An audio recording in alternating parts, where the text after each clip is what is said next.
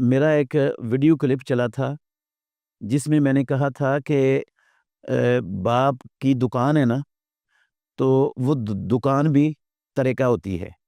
जो बाप का कारोबार होता है, कारोबार की भी मालियत लगाई जाती है और वो भी तरह का है कारोबार, सारे का सारा बाप का। अगर बाप की वफ़ात के बाद एक बेटा वो कारोबार में पूरा टाइम देता है, कारोबार चलाता है, तो क्या वो कारोबार सारे का सारा उसी बेटे का हो जाएगा?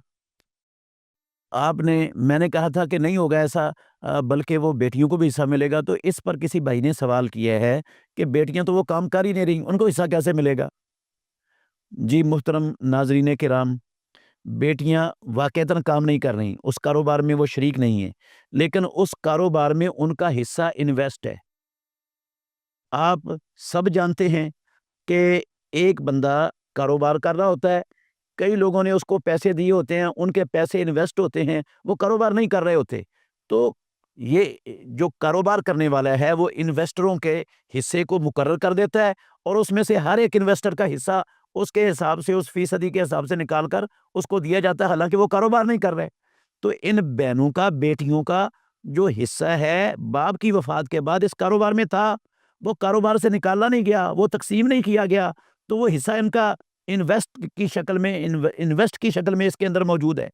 अब ये जो मेहनत करने वाला बच्चा है ना, ये अपना हक मेहनत अलग से ले सकता है।